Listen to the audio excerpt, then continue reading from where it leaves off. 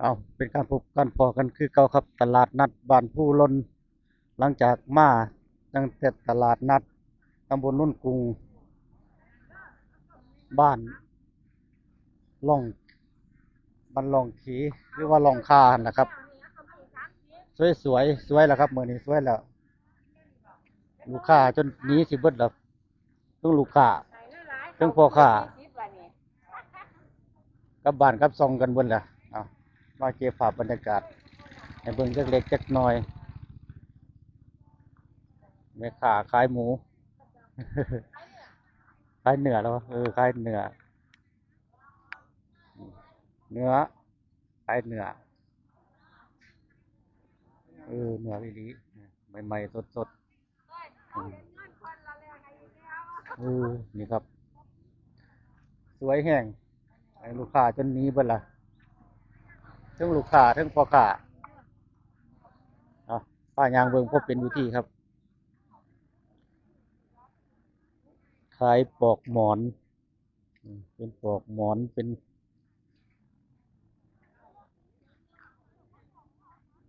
มีหดปีมีหดอูเอาสวยแห้งลูกค้าจนหนี้เบิดละเนี่ยลูกค้าจนหนี้เบิดแล้วลูกค้าจนหนี้เบิดแล้วครับตลาดนัดบ้านผู้ลนอาจจะเป็นตำบลสงย่างครับอำเภอศรีเมืองใหม่เอาถ้ายางเบิงพบเป็นวิธีนี่จนเบิดจนเกลียดแต่ว่าคนก็ยังมีอยู่เลยครับคนก็ยังมีอยู่เพราะว่าช่วงนี้สวยแล้วอ้าวผักหนามเป็นผักหนาม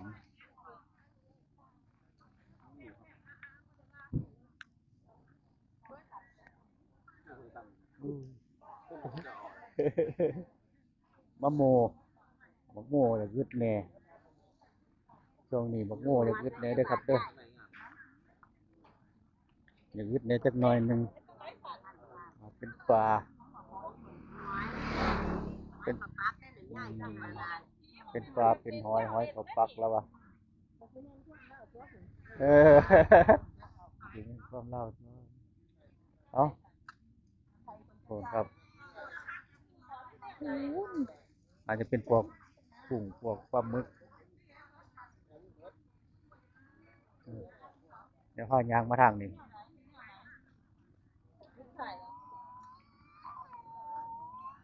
สวยสวยพักย่างงานหยาเออคนจนนี้เบิดแล้วเออว่าจะคนกับเบิดพอคนนะต้องก็มาหอดต้องก็มาหอดเออ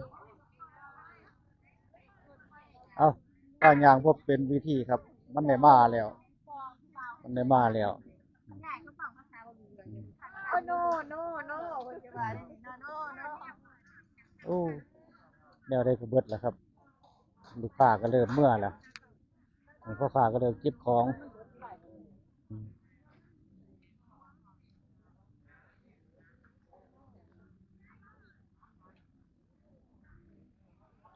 ของอยู่ของกิน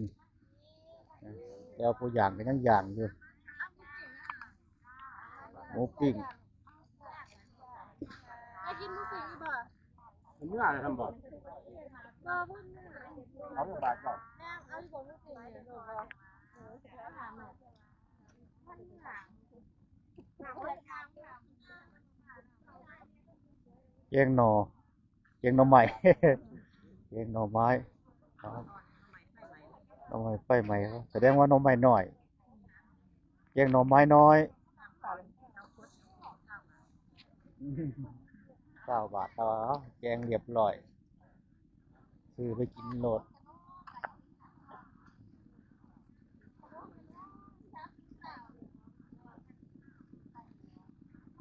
ขนม3 ถุง 20แล้วว่าทาง 3 ถุง 20เอาแนวได้ก็เบิดแล้วครับลูกค้าก็เบิดไม่ค้าก็เบิด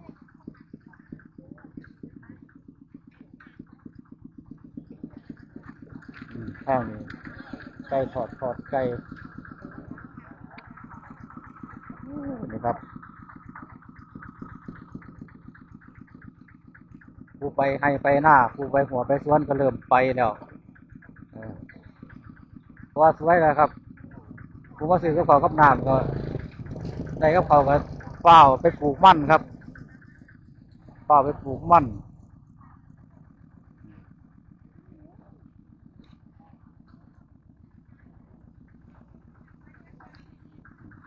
ไก่ทอดไก่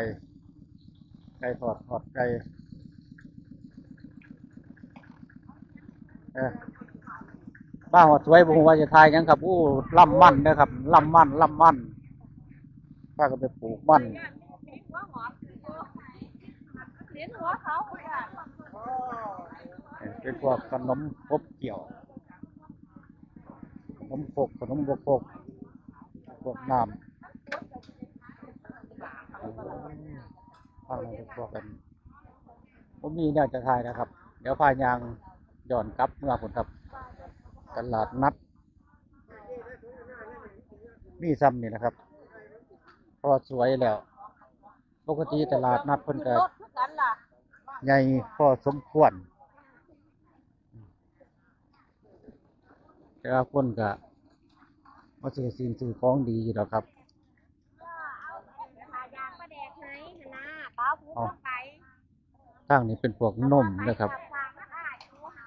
นมเปรี้ยว เป็นนมเปรี้ยวนมยังก็มีมาขายอยู่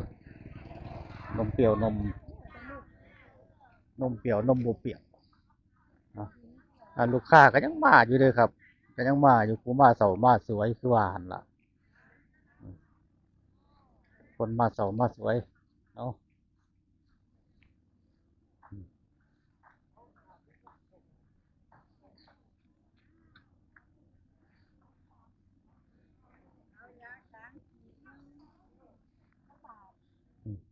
ทางนี้ราคาพวกเสื้อผ้าอาภรณ์ชุดนักเรียนก็มาน่าจะพวกเฮ็ดซื้อเฮ็ดหยังให้พร้อมนะครับติดซื้อติดหยังให้พร้อมซื้อนามสกุล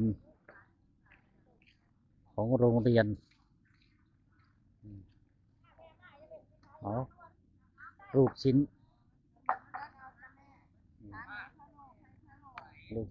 แล้วหนึ่งใหม่ๆสดๆเป็นลูกชิ้นเป็นฮอทดอกทอดมีทั้งหนึ่งทั้งทอดอาหารสำเร็จแล้วของหวานก็มีเป็นประเภทของหวานเป็นลาบเป็นต้มหมกไก่ใส่ปีแล้วอะอืมนี่นะครับแบบบ้านๆบ้านเฮาก็ส่วนมากก็หมกไก่ใส่หัวปีเรามีข้าวมันไก่เด้อข้าวมันไก่ก็มีข้าวมันไก่ก็มี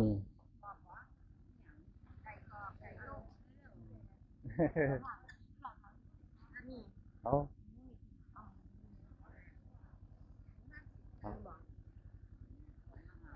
ปลาตังโกน้ำเต้าหู้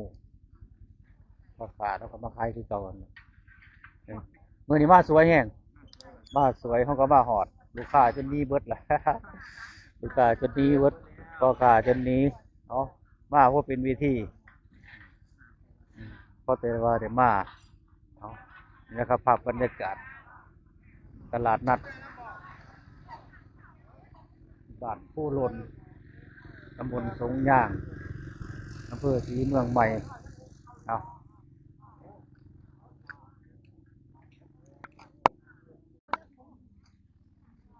เอามือก่อนมาถากินบ่ได้กินมื้อนี้กินมื้อนี้ได้แท้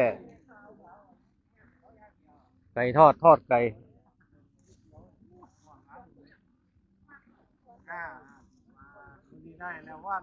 ว่านบ่ได้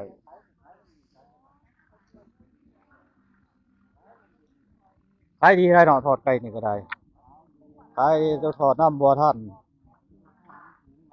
หาเงินให้เราก่อน ต้นทุนมันสูง มาทั้งน้อยร้ายอะไร ไปเฮ็ดหยังคือกันล่ะต้นทุนสูงหลายซุมื้อนี่กำไรน้อยๆเฮ็ดหยังก็ได้ นิน บิน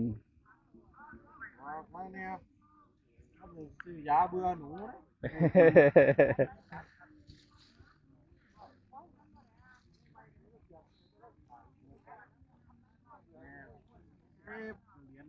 อ๋ออ๋อ